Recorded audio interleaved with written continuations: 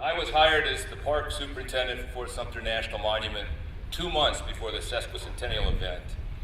And most of it was already underway, but my first visit to Liberty Square, where we departed today, I looked around the site and I felt it was a little shabby. Hundreds of broken bluestones and needed some trimming and some attention.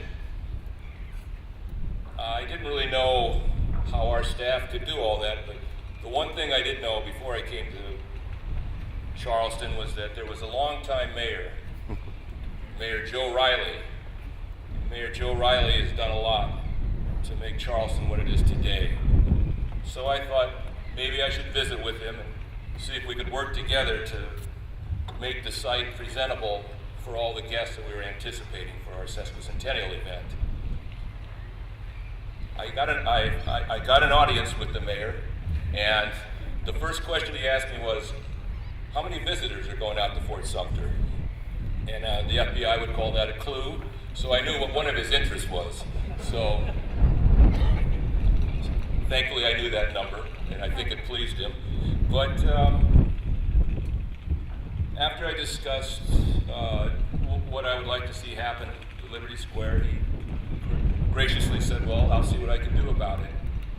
And really, to my almost shock as a 40-year bureaucrat, a crew showed up, got to work, and had the place beautiful by the time of our event. Now, for those of you that aren't from Charleston or this region, I just want to say Mayor Riley has been the mayor for 40 years.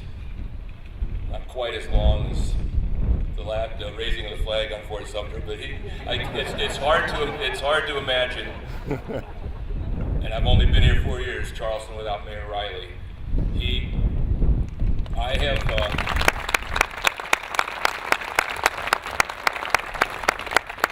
In my 40-year career, I've met with secretaries of the Interior, directors of the Park Service, U.S. senators and congressmen, dog catchers, mayors from San Francisco to an Eskimo village of Anatunuk Pass on the Arctic Divide. Many were interesting people. Many were nice to me. I think many couldn't wait till I went out the door.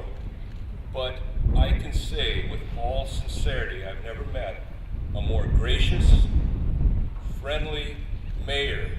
But what really impresses me is somebody that can get the job done. And I just think it's amazing.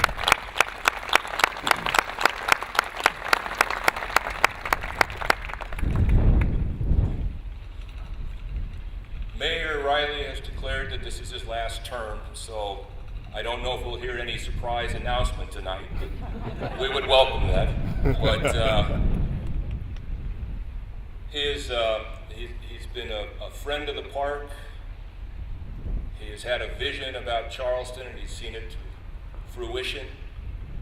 And I don't believe there's any city in the United States that protects the historical resources of that city as well as Charleston. Recently, Mayor Riley was appointed by President Obama to the Advisory Council of Historic Preservation, and I don't believe there's any mayor in the United States more deserving of that. So I've asked him, and I'm pleased that he's here tonight, to share a few thoughts with us on Charleston and Fort Sumter, where we've been and maybe where he thinks we may go in the future. Mayor Riley.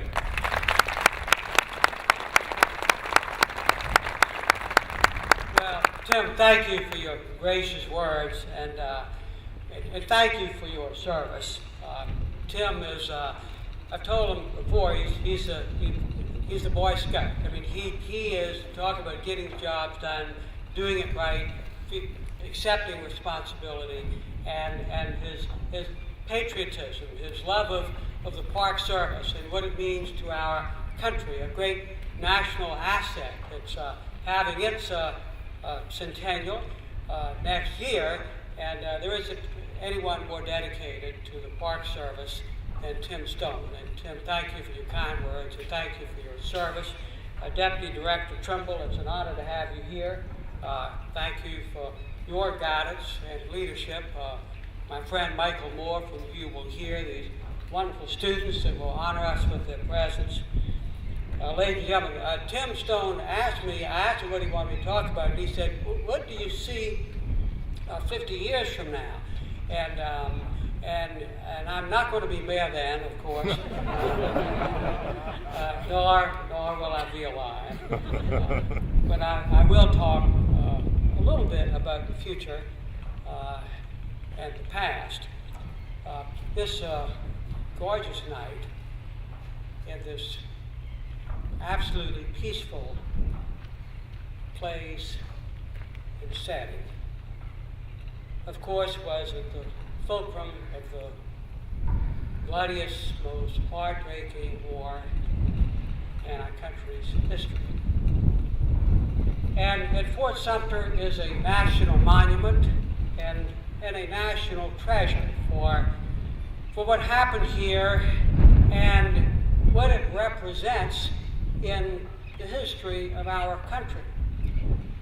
Now, Charleston is so amazing because right across there at Fort Moultrie is another nationally significant place where just a few days before the 4th of July, 1776, brave South Carolinians turned back the formidable and invincible British fleet, and here, committed their lives, their fortunes, and their sacred honor for the concept of liberty and the belief that people are created equal and that people alone, without a king or someone telling them what to do, their instincts and their commitment to each other could govern and rule, and of course, that is what America has shown the world. These two monuments within sight of each other, one gleaming in the center of the harbor, one just not too far away. And I think an interesting thing about Fort Sumter is that there are not many national monuments that are such a complete part of the public realm. You can see Fort Sumter from James Island, you can see it from Morris Island, you can see it from Sullivan's Island, you can see it from Mount Pleasant, you can see it from the various parts of the peninsula, you can see it from the bridge, you can see it when you're out on the water. It's this place we accept, not take for granted really, but we accept as being here and being a part of us.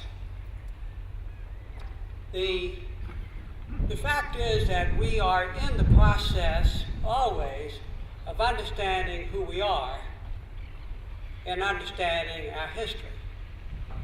For it unfolds, it is studied and written anew, new observations, increased capacity to understand what history is about, which is human beings and their energy and determination and commitment and sacrifice and valor, and how that shaped the fortunes of communities and countries and civilization. But there's a part of this story that we have a duty, a responsibility, and an opportunity to fully present. And that is the story of Africans being brought here, enslaved, into this harbor, more than any other harbor, any place in America. About 40% of all enslaved Africans that came to North America came here. And of course, it is now undeniable. 50 years ago, it was argued. 100 years ago, most certainly argued. It's undeniable that the institution of slavery, the tragic existence of it, which existed here and other civilized nations around the world, that the institution of slavery was why this heartbreaking, bloody, destructive war was fought. It was as if America would eventually have to come to grips with it in the tragedy of the loss of life in the process. Still is heartbreaking and rending.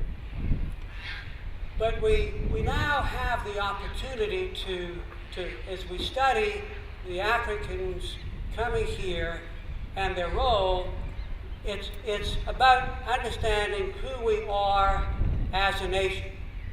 And 50 years from now will be a part of the more complete understanding of why Fort Sumter was Fort Sumter, why it was at the fulcrum of this part of American history.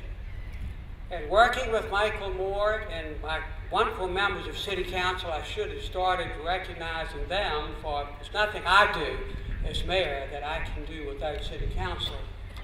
But we're working with citizens here and in the state and around the country. Dr. Powers is here, historian and board member, to present, to give us the opportunity to understand the role of Africans and African Americans in shaping our country.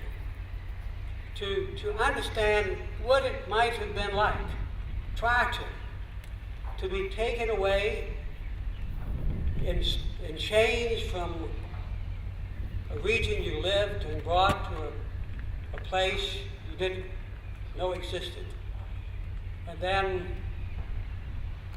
be owned by someone else for 150, 200 years, the institution. And then after the Civil War, it was the new birth of freedom, but in many parts of our country, and here, the slavery was abolished, but the Jim Crow laws was a new form of servitude. And then with the civil rights, so wonderfully the Park Service is celebrating it, civil rights movement and the Voting Rights Act and continued progress of this great country, we are at the point of, that is still developing, in a country of trying to understand each other and where they came from. So we're working to build this museum. It will be deputy director right next to the wharf we just left from. On the site, where the enslaved Africans were brought in chains and where they were kept until they were sold. And in that building and on that site, we will attend to our responsibility to present that part of the unfolding story of America.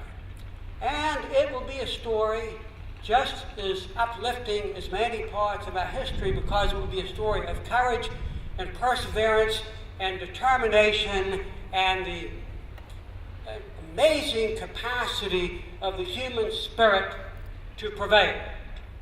And it has. So 50 years from now, when people come to celebrate the 200th anniversary of the United States, the 200th anniversary of the United States becoming a United States of America, where not just a group of states that formed together to try to work out a method of governance, but where we were all one part, one people, of all colors and all backgrounds. 50 years from now, it is my hope and expectation that this country, then an even more perfect union, will continue to be the shining symbol of freedom and opportunity for our world. Thank you very much.